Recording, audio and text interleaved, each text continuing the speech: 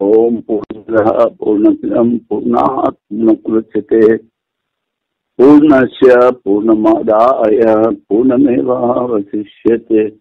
ఓం శాంతి శాంతి శాంతి. శంకరం శంకరాచార్యం కేశవం బాదరాయణం సూత్రభాష్యకృతౌ వందే భగవంతౌ పునః పునః. ఈశ్వరో గురుమాత్మేతి మూర్తిభేద విభాగినే వ్యోమవద్వ్యాప్తదేహాయ దక్షిణామూర్తయే నమః. ఓం శాంతి శాంతి శాంతి.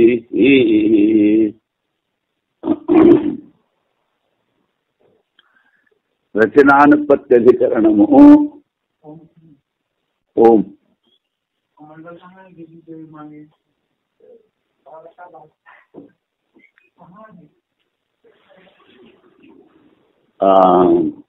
ఇందులో ప్రధాన ప్రవృత్తిని చైతన్యం యొక్క ఆవశ్యకత లేకపోయినను ధర్మాధర్మం అనుసరించే ప్రధానం మతారూపంగా మారును కదా. రచనానుపత్తిశ్చ అన్నప్పుడు ప్రధానము జడము గనక సృష్టి చేయలేదు అని చెప్పారు. అంటే వాడు మళ్ళీ ప్రశ్న వేస్తున్నాడు. ప్రధాన ప్రవృత్తికి చైతన్యం యొక్క ఆవశ్యకత లేకపోయినను ధర్మాధర్మను అనుసరించే ప్రధానం మహారూపంగా మారును కదా. చైతన్యం లేకపోతే జడం మారదు, జడంలో శక్తి లేదు అని చెప్తే ధర్మాధర్మాల ద్వారా మారుతుంది కదా అంటాడు. అది వాడనేది. దానికి సమాధానం వ్యతిరేక అనవస్థితేచ్ఛ అనపేక్షత్వాత్ అని సూత్రం. సాంఖ్యమతంలో సత్వరజస్తమో గుణములు సమాన స్థితిలో ఉండడిచే ప్రధానం అందులో. ముందు కూడా చెప్పాను, 3 గుణాలు 33 1/3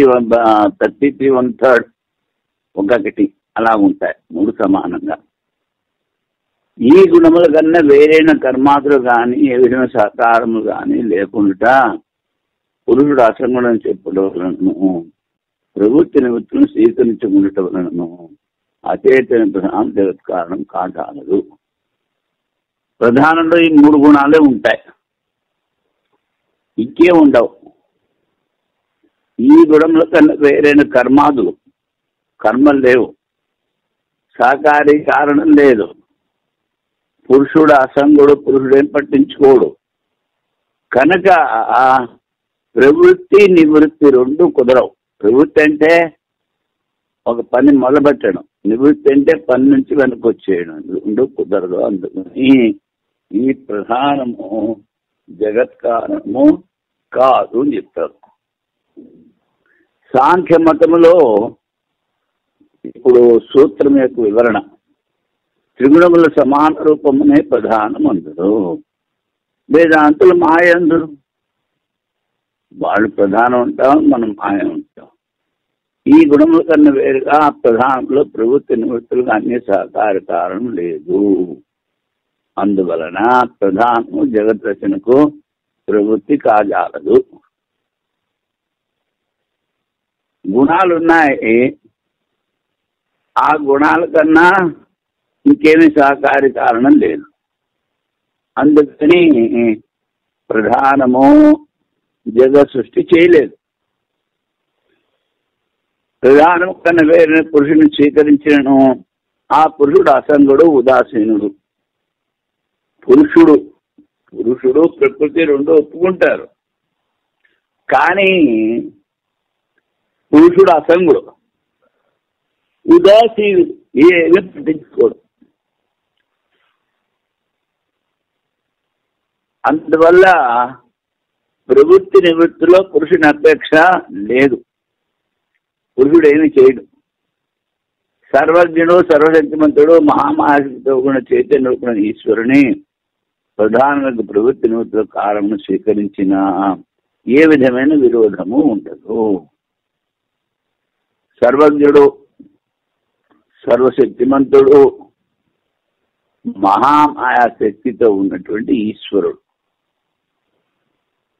వాణ్ణి ప్రధానము యొక్క ప్రవృత్తికి కారణం చెప్తే విరోధం ఉండదు అంటాడు. అందువలన అచేతన ప్రధానం స్వతంత్రంగా జగదర్శనకు కారణము కాజాలదు. ఏ సాకార కారణం లేకున్నను ఏ విధముగా ఆవు తినే తృణాదులు పాలుగా మారుచున్నవో ఆ విధముగానే మహదాది రూపంలో ప్రధాన పరిణామం చెందుతున్నది. ఆవు గడ్డి తింటుంది, పాలుగా మారిపోతున్నాయి. అలాగే ప్రధానము మహదాది రూపాల్లో మారుతుంది అంటాడు. అంటే సరే, ఇప్పుడు సిద్ధాంతి అంటాడు, ఆవు తింటే పాలిస్తుంది గడ్డి, ఎద్దుకు పెట్టి చూడు, పాలు తీయడానికి పో, మూతిపడి రాలు కొడుతుంది కదా. అందుకని నువ్వు చెప్పింది సరికాదు అని అంటాడు. అన్యత్ర అభావాత్యన్న తృణాదివత్. అన్యత్ర అంటే ఎద్దులో కనిపించదు, ఆంబులో కనిపించదు. లేకపోతే గడ్డంతా వేసి ఒక కుండలో పెట్టే పొద్దున పాలుగా మారవు. అన్యత్ర అభావాచ న తృణాదివత్.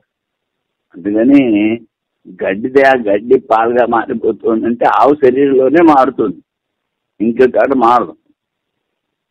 ఆవు శరీరంలో తృణాలు ఇతర నిమిత్తుల అపేక్షలకే పాలుగా మారుతున్నవి. ఏ నిమిత్తుల అపేక్షలకే ప్రధానం కూడా మహదాది రూపంలో పరిణామం చెందుతుంది చెప్తాను. అది కాదు, చెప్పడం సరికాదు.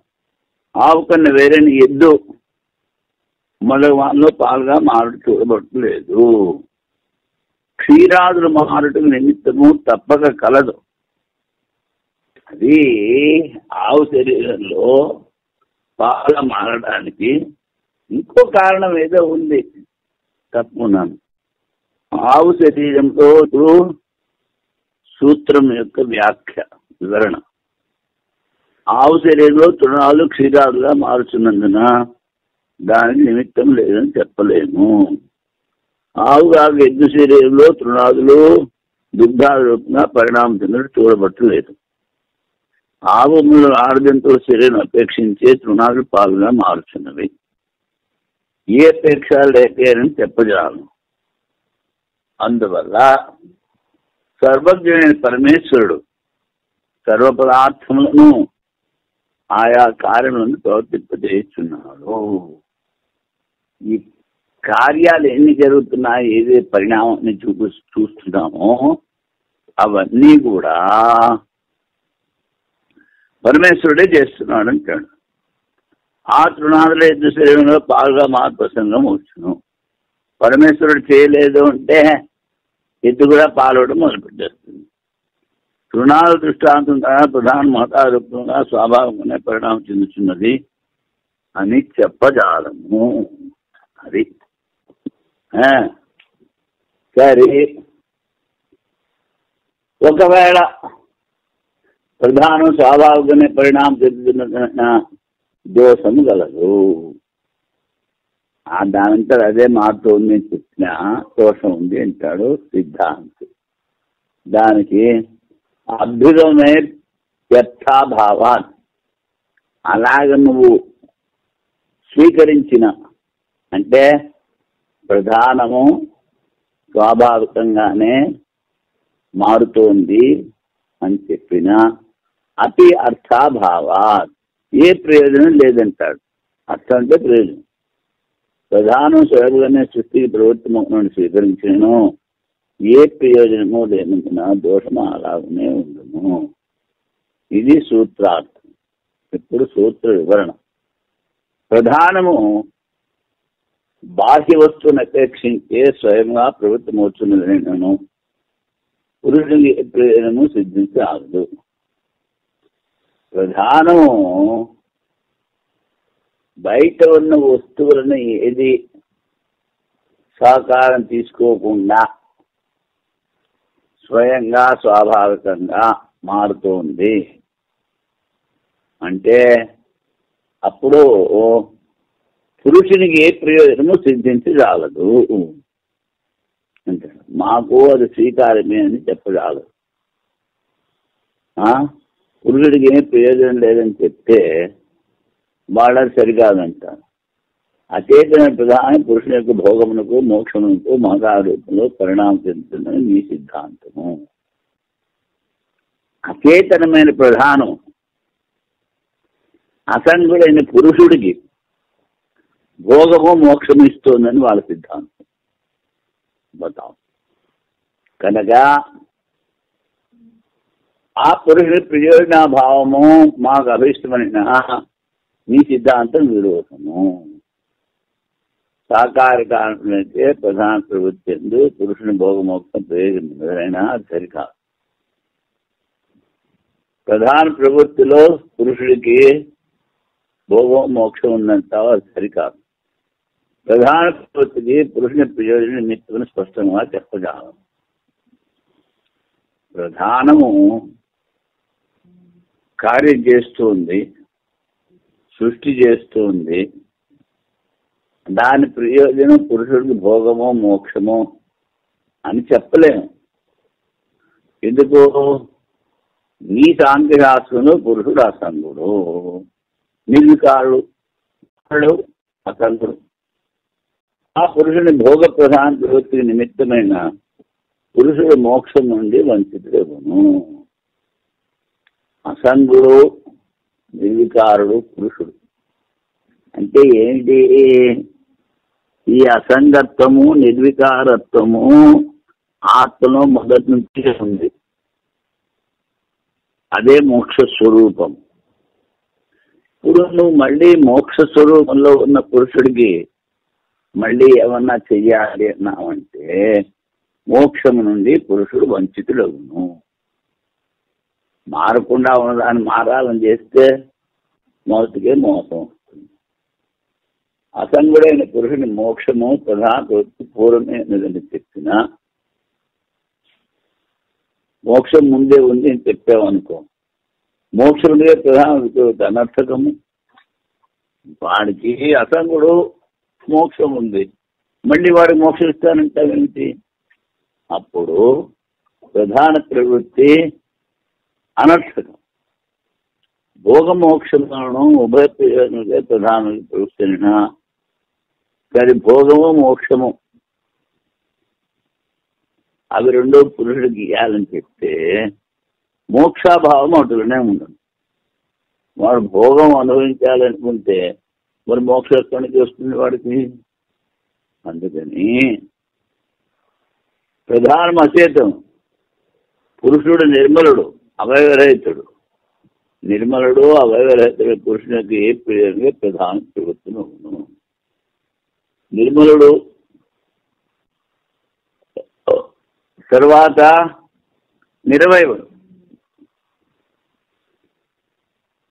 అసంగము నిర్మలము అయినా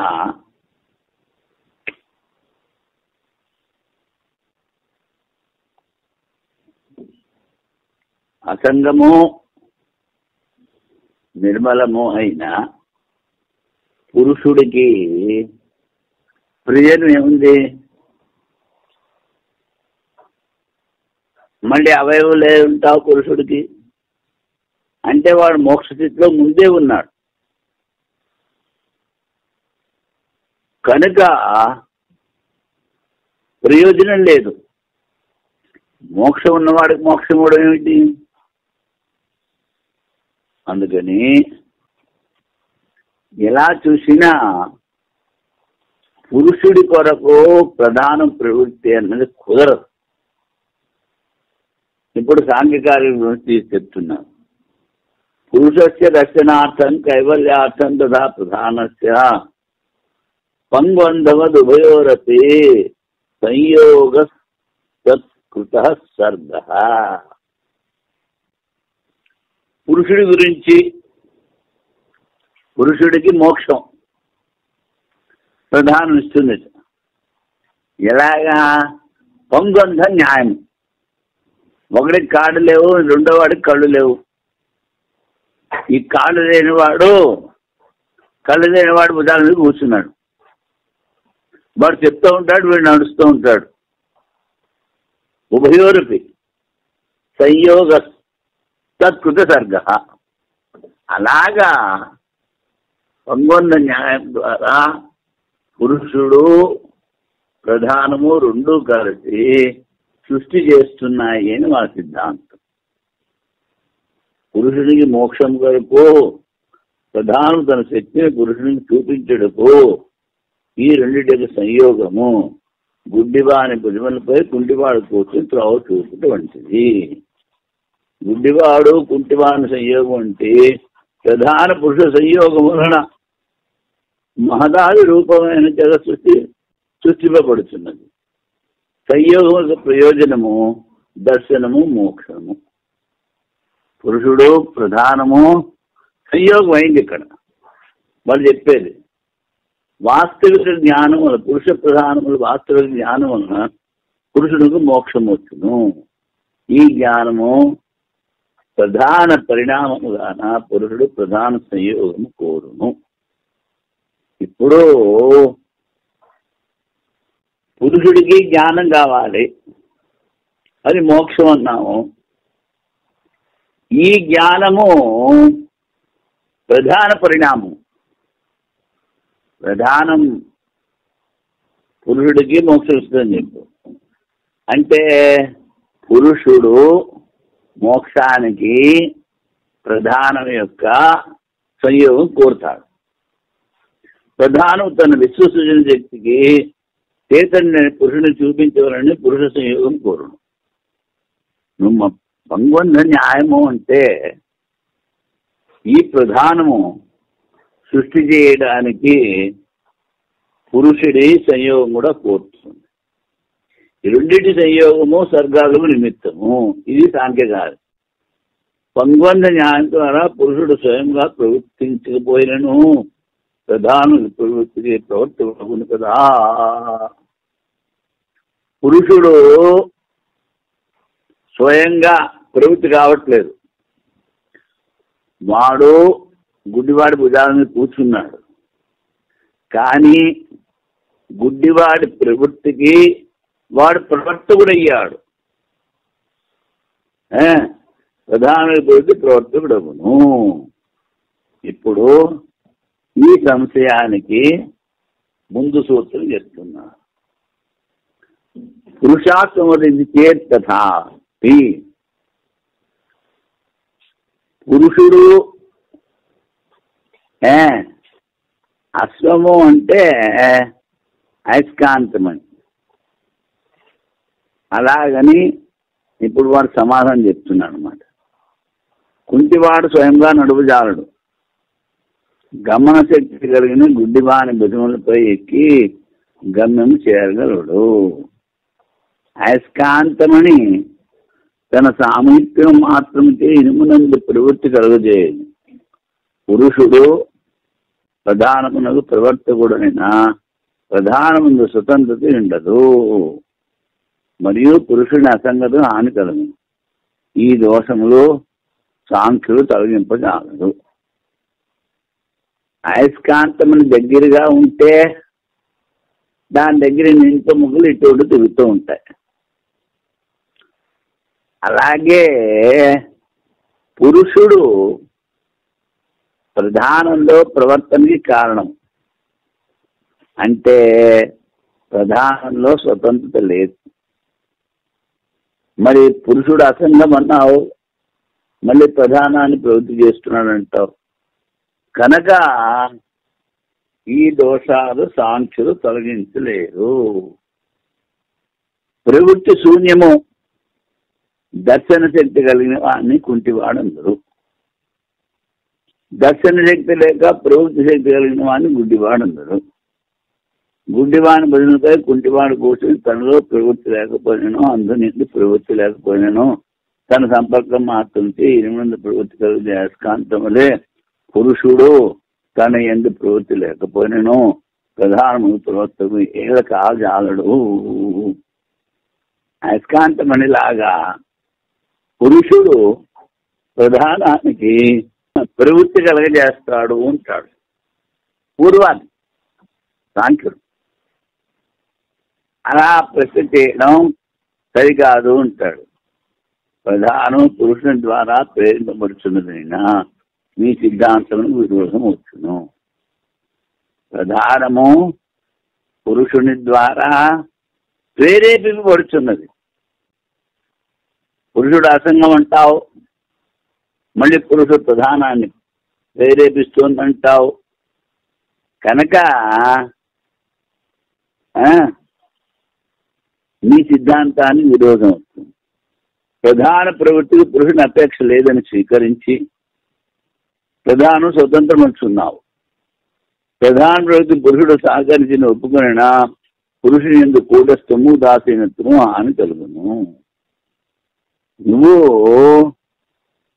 ఈ ప్రధానం సృష్టి చేయడానికి పురుషుడు సాకారం చేస్తున్నాడు అని ఒప్పుకుంటే పురుషుల్లో అసంగత్వము కూటస్థము ఉదాసీనత్వము వీటికి హాని కలుగుతుంది. ఉదాసీనం అంటే ఏం చేయకుండా ఊరికే సాక్షిగా కూర్చోడు. మరి అలా కాకుండా ప్రవృత్తికి సాయం చేస్తున్నాడంటే మరి అసంగం సంఘం వచ్చింది కదా. ఈ రెండింటి నిషేధము మీకు సంభవమే కాదు. ఇవి ప్రధాన ప్రవృత్తికి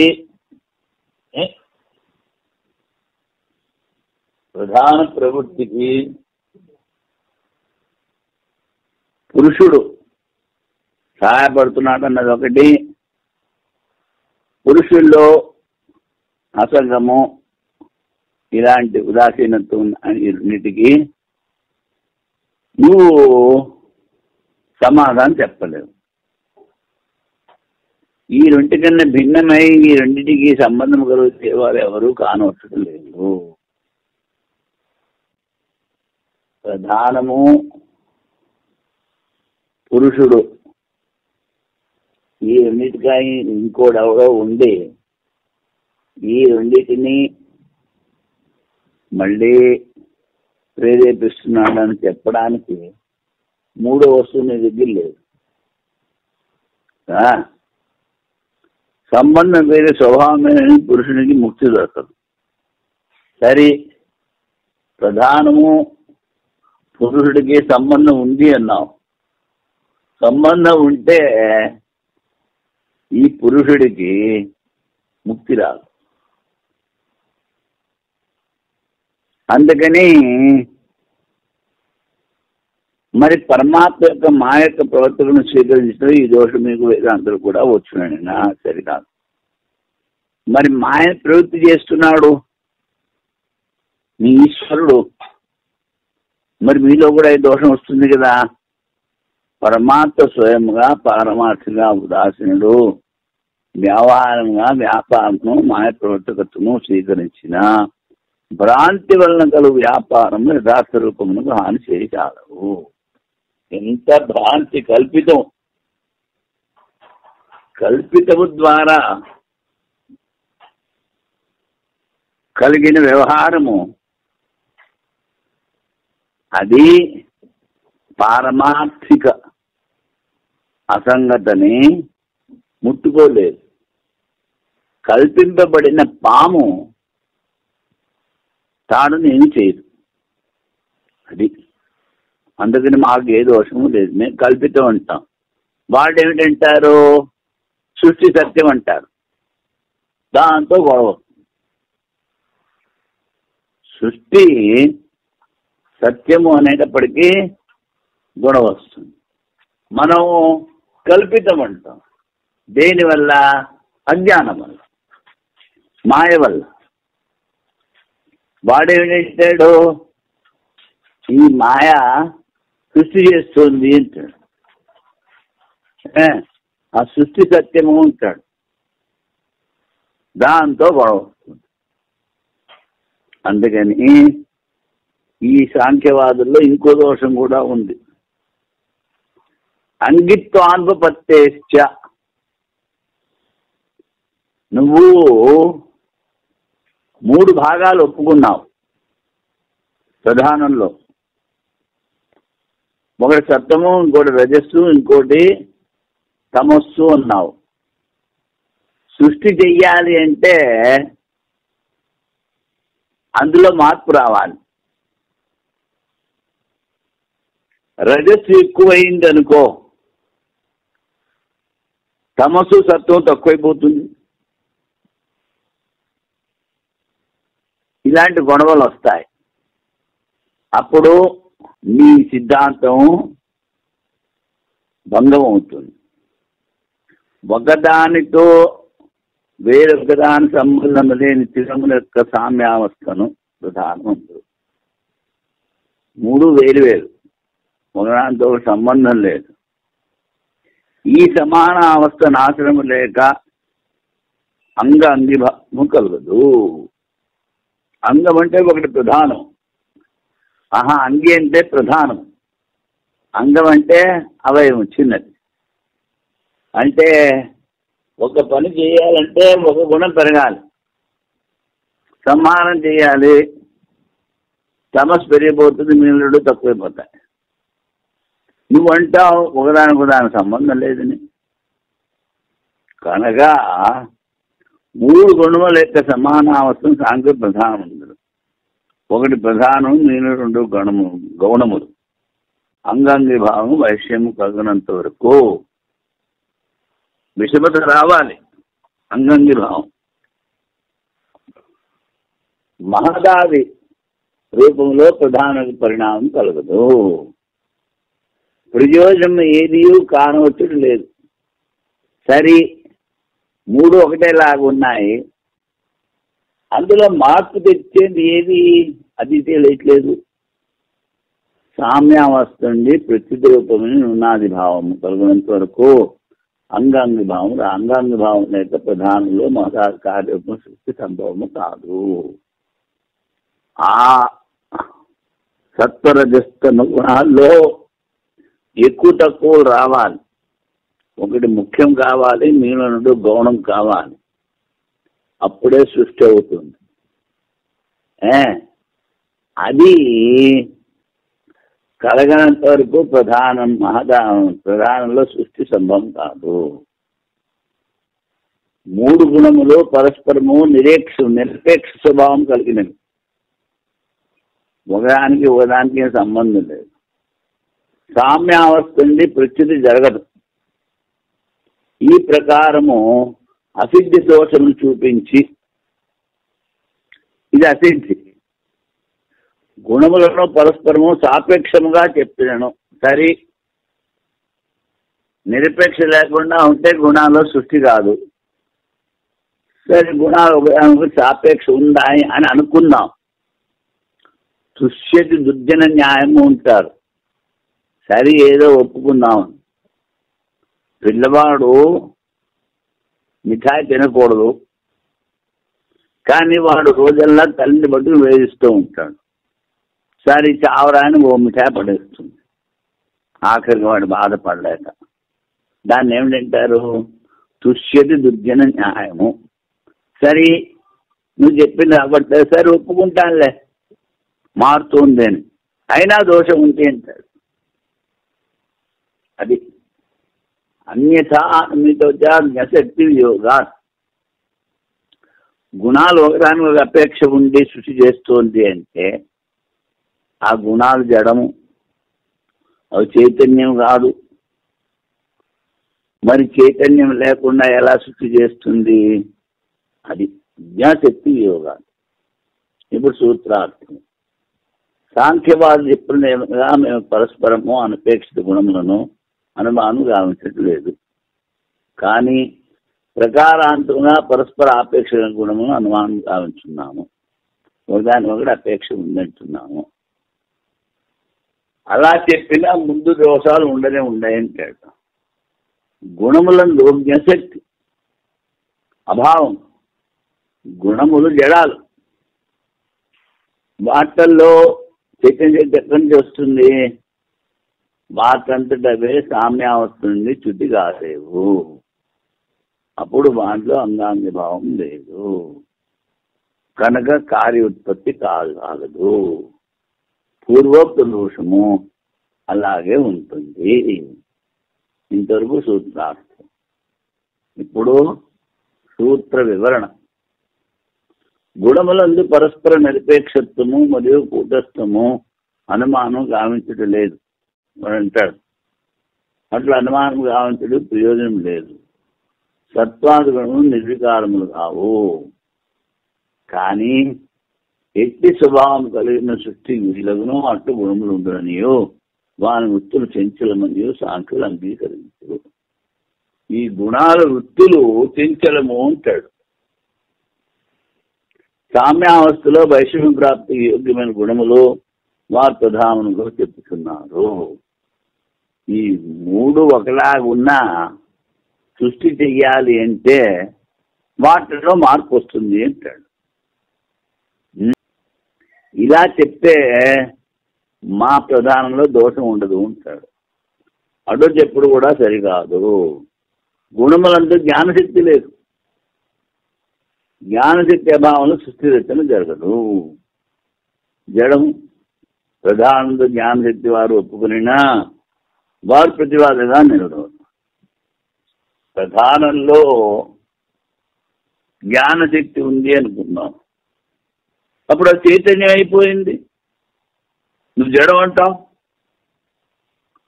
కనుక వారికి బ్రహ్మవాద ప్రసంగం వచ్చును. ముందు ఇంకో కారణం చెప్తున్నారు. అందువల్ల కూడా సాంఖ్యవాదము అసంగతం. వాడు తాడు తీసేశాడు సాంఖ్యవాదం, వాయించి పారేశాడు. ఎప్పుడు తీసేదాచి అసమంజసము. తర్వాత సృష్టి చెప్పేటప్పుడు ఒక క్రమం చెప్పరు, మనము కూడా క్రమం చెప్పము. కానీ మన సృష్టి కల్పిత వస్తువుని ఎలా చెప్పినా పర్వాలేదు. కానీ వాళ్ళ సృష్టి సత్యం అంటారు. సత్యం అని చెప్పి ఒక చోట ఒకలాగా ఇంకో చోట ఒకలాగా చెప్తే అది అపసిద్ధాంతం ఉంటుంది. అది సాంఖ్యులు ఒక చోట మాతృత్వం ఉండి పంచజన్మాల సృష్టి చెప్పేది, వేరొక చోట అహంకారం ఉండి పంచజన్మాల సృష్టి చెప్పేది, ఒక చోట జ్ఞానేంద్రియం తొగింద్రియమందు అంతర్భావం ఉంది. జ్ఞానేంద్రియాలు 5 కాదు, ఒకటే, అది తొగింద్రియం అంటాడు. ఇంద్రియములు 7 అని చెప్పేద్దరు. వేరొక చోట ఏకాదశి ఇంద్రియం అని చెప్తారు, ప్రతిజ్ఞ చేస్తారు. విరోధం ఉండుట వలన సాంఖ్యమతం యుక్తి సంగతం కాదు. వీరి మతము భ్రాంతి మూలకము. అది అందుకని ఇది సూత్రార్థమైంది. అత్యాసం ఉంది. విప్రభేదం అంటే ఒక చోట ఒకలాగా, ఒక చోట ఒకలాగా. విపరీతం ప్రతిపత్తి, విపరీతంగా చెప్తూ ఉండడం ఇచ్చివాళ్ళగా. ఇప్పుడు ఈ సూత్ర వివరణ. సాంఖ్యులు మాత్రము ఒకే జ్ఞానేంద్రియము అనేక రూపం గ్రహించినది. త్వక్, స్పర్శ, చర్మము ఇది ఒకటే జ్ఞానేంద్రియం ఉంటారు. కర్మేంద్రియం 5, మనస్సు 1, మొత్తం 7 ఇంద్రియం అందరు ఒక చోట. వేరొక చోట ఇంద్రియం 11 అందరు ఒక చోట. మాతృత్వం నుండి తన్మాత్ర సృష్టి చెప్పారు. తన్మాత్రలు అంటే పంచ తన్మాత్రలు, సూక్ష్మ మహాభూతాలు. వేరొక చోట అహంకారం నుండి తన్మాత్ర సృష్టి చెప్పారు. ఒక చోట అంతఃకరణం 3 అంటారు, వేరొక చోట అంతఃకరణం 1 అంటారు. ఈ విధమైన విరోధ వాక్యం చెప్పడం వలన సాంఖ్యమతం భ్రాంతి మూలకము. ఈశ్వరుడు జగత్కారమును చెప్పి శృతి స్మృతుల్లో వీరికి విరోధము ప్రసిద్ధమే. అందువలన సాంఖ్యమతం భ్రాంతి మూలకం. మోక్షంలో దేన్ని ఉపేక్షించుటే యుక్తియుక్తము. నీ జోలికి పోకూడదంటున్నాను. అది ఇప్పుడు ఈ తర్వాత అధికరణం మహద్దీర్ఘాధికరణం.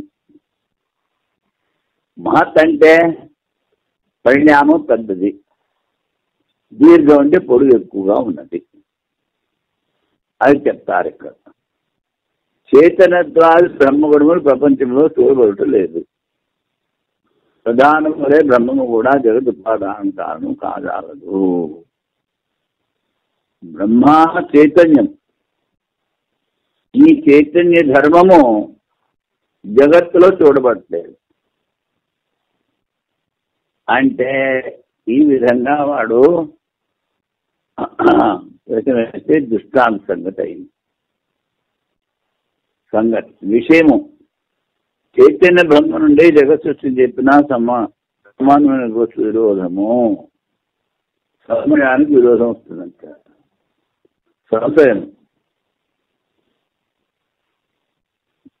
తెల్లని దారం నుండి తెల్ల వస్తువు ఉత్పన్నం, దాని విరుద్ధం కాదు.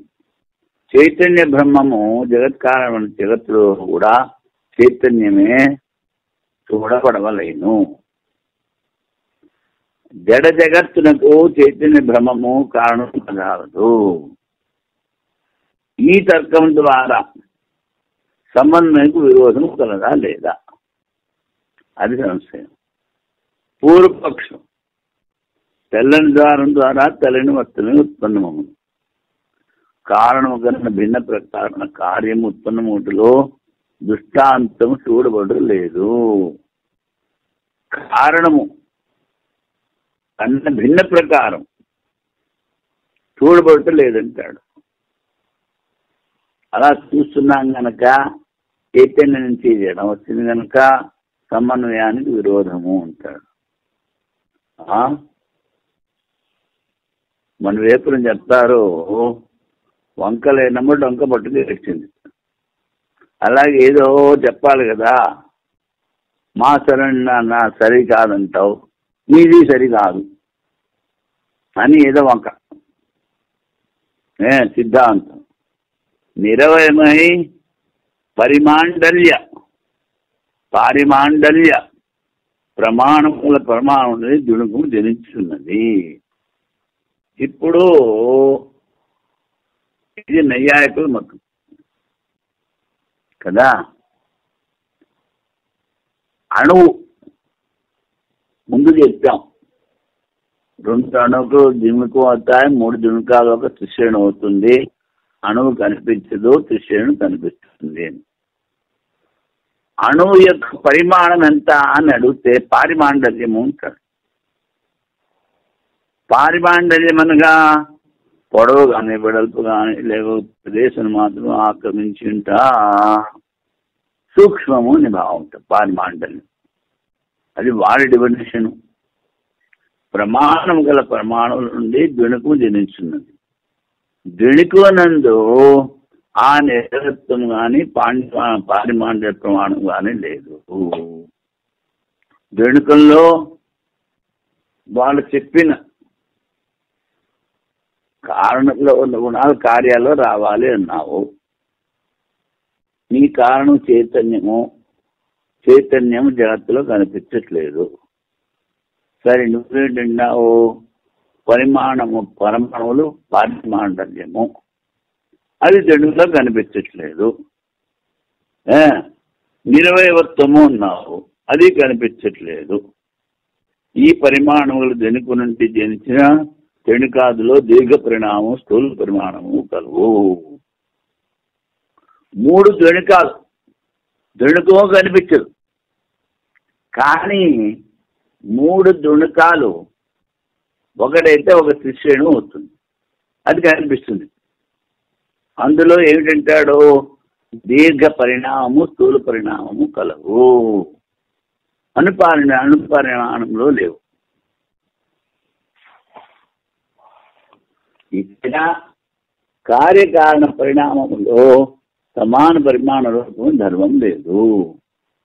మాకు చెప్తావు నీకు కూడా అలాగే ఉంది కదా. ఆ విధముగానే చైతన్యమైన బ్రహ్మ నుండి అచేతన జగత్తు ఉత్పత్తి స్వీకరించిన సమన్వయానికి విరోధం లేదు. దృష్టాంతాలు కూడా ఉన్నాయి అంటాడు సిద్ధాంతం. అది ఇప్పుడు వైయాసిక న్యాయమాల.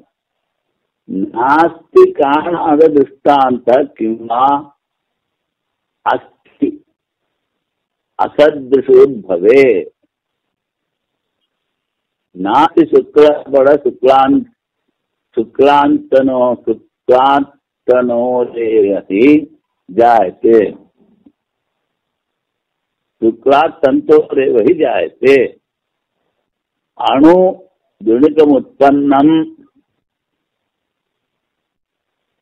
उत्पन्नम अननोः परिमंडलात् दीर्घात् गणिकात् दीर्घम गणिकम तन्निदर्शनात्. కాణాదు కణమత్తి కాణాదు వైశేషికులు, వైశేషికులు వాళ్ళది నాస్తి కాణాదు దృష్టాంత కింవా అస్తి. కాణాదు చెప్పే దృష్టాంతం ఉందా లేదా? అసదృశోద్భవే, సదృశమైనట్టు ఉద్భవం లేదు. ఏమిటి? పరమాణువులో పారిమాండర్యం ఉంది, అవి కనిపించవు. త్రిశ్రేణుల దగ్గరికి వచ్చేటప్పటికి దీర్ఘత్వము, మళ్ళీ దీర్ఘత్వం ఉంది, కనిపిస్తాయి. అంటే ఏమిటి? కారణము కన్నా కార్యము వేరు అనిపిస్తుంది. అందుకని అస్తి అసదృశోద్భవే. అసత్ కారణంలో లేనిది కార్యంలో కనిపిస్తుంది. అంటే పూర్వపక్షం నాస్తి, అసదృశమైనటువంటి సృష్టి, సదృశం కానిది, కారణంలో లేని కార్యంలో రాదంటాడు. శుక్లపడ శుక్లాత్ తంతోరేవై జాయతే. తెల్లదారం అంటే తెల్ల వస్తువు వస్తుంది అని వాడి తర్కం. అణుజనికం ఉత్పన్నం, పారిమాండల్యం నిరవయము, అణువు దానికి దొణుకం వచ్చింది. అననో పరిమాండలాత్ అదీర్ఘా గణికా దీర్ఘం.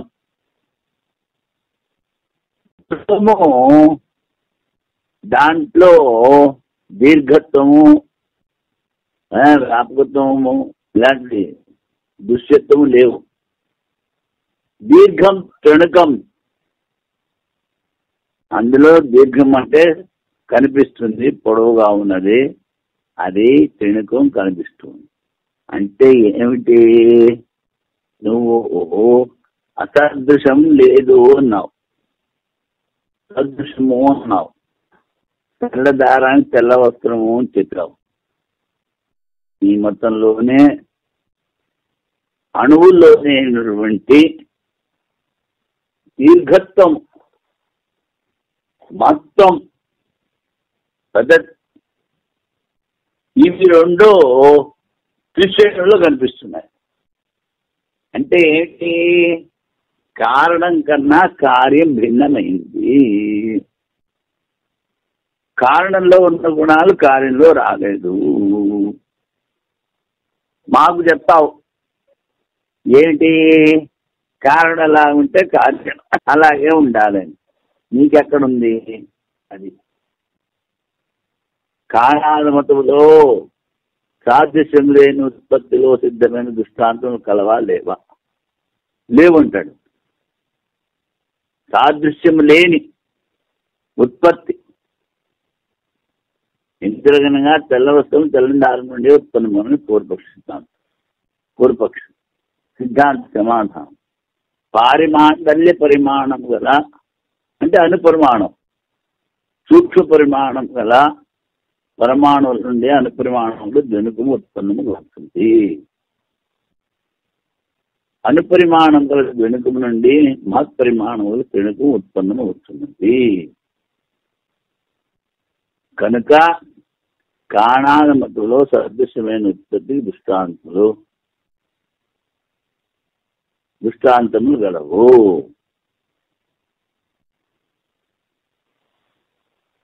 కాణాదమతములో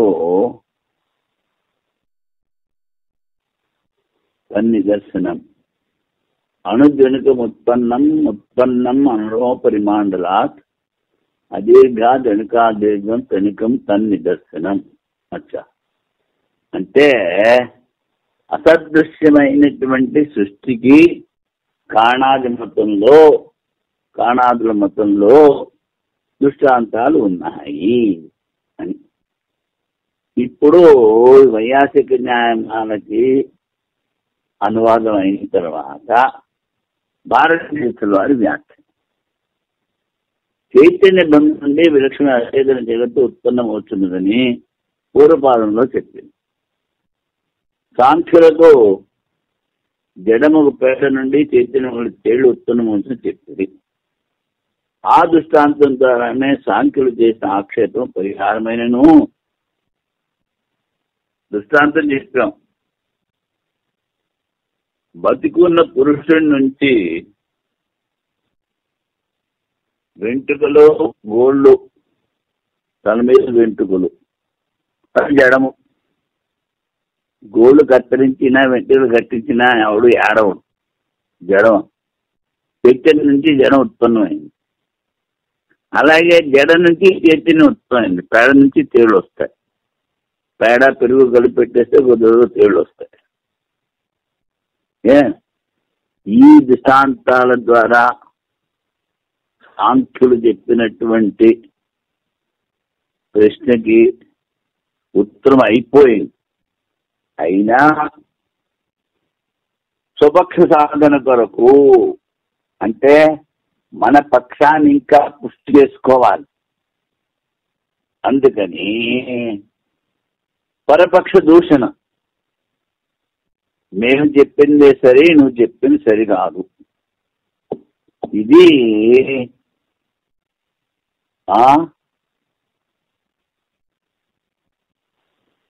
ఒకటి వాద కథ అంటారు,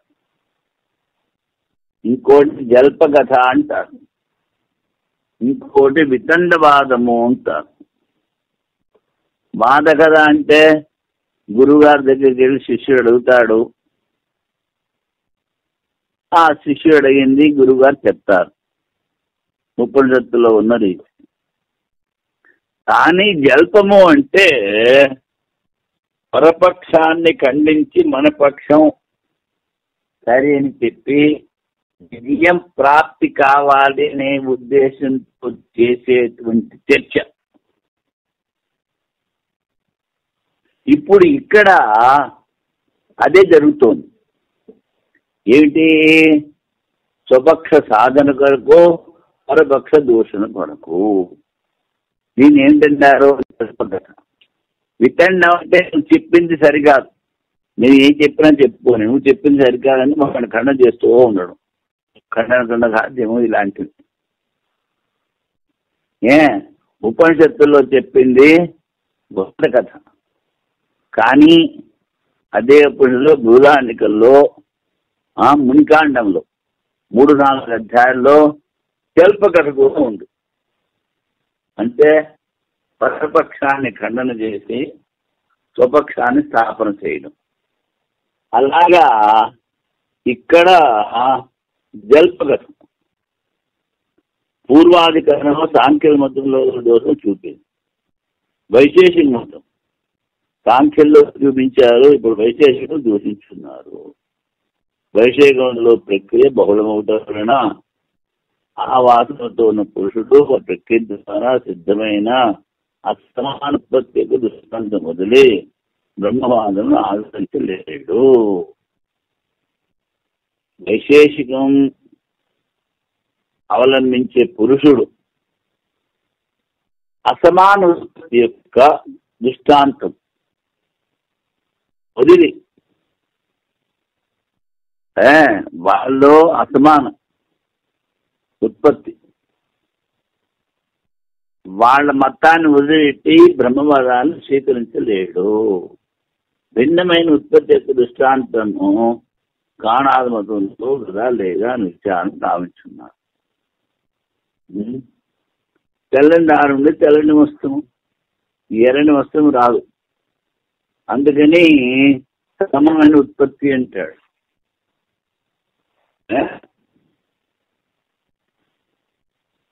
మన వైపున గురువింద గింజ అంటారు. పూర్వకాలంలో బంగారాన్ని తూచడానికి ఆ గురువింద గింజలు ఉపయోగించేవారు. దాని కింద నల్లగా ఉంటుంది. అంటే ఏమిటి? తన ముడ్డి కింద నల్లదనం ఉంచుకుని ఇంకో ఎక్కిరిస్తూ ఉంటుందట. ఈ సాంఖ్యులు, ఈ ఈ నైయాయికులు అంతే. వాళ్ళల్లో ఉన్న దోషాలను చూసుకోరు, ఇంకోని ఎక్కిరిస్తారు కదా. అది సిద్ధాంతం ఇప్పుడు చెప్తున్నాడు. చూడు నాయన, భిన్నమైన ఉత్పత్తిని చెప్పి దృష్టాంతులు అనాథ మతంలో కలవు. ప్రమాణం పారిమండల పరిమాణం, అణుపరిమాణం ఉన్నది గణుకం. అణుపరిమాణంలో 2 పరిమాణంలో అణుపరిమాణంలో గణుకము ఉత్పత్తి చేయను. అసమాన ఉత్పత్తికి ఒక దృష్టాంతం. గణితము అశ్వపరిమాణం, కానీ దానిలో దీర్ఘ పరిమాణం లేదు. ఇదంతా వాళ్ళ సిద్ధాంతం. 3 పరిమాణం కలిసి దీర్ఘ పరిమాణం గల త్రిణుకం ఉత్పత్తి చేయను. ఇది 2వ దృష్టాంతం. వైశేషికుల ప్రక్రియలో సిద్ధమైన అసమాన దృష్టాంతం చూపించవలెను. అది కనుక అసమానము ఉత్పత్తి లేదంటాడు, సమానమైన ఉత్పత్తి ఉండాలంటాడు. కానీ నువ్వు చెప్తున్నావు నీ మతంలోనే లేదు. ఇప్పుడు దీన్నే ఈ గణకము తర్వాత ఏంటంటారు, త్రిశ్రేణువు, పరమాణువు, వీట్లను తీసుకుని మళ్ళీ ఇంకో సూత్రం చెప్పి వాళ్ళ మతాన్ని ఖండిస్తారు. అది మహాదీర్ఘవద్వా అస్తు పరిమాండలాభ్యాం అనే సూత్రము. ఇది కొంచెము టఫ్ సబ్జెక్టు, అందుకని రేపు చెప్పుకుందాం. ఓం పూర్ణమద పూర్ణమిదం పూర్ణాత్ పూర్ణముదచ్యతే పూర్ణస్య పూర్ణమాదాయ పూర్ణమేవావశిష్యతే. ఓం శాంతి శాంతి శాంతి.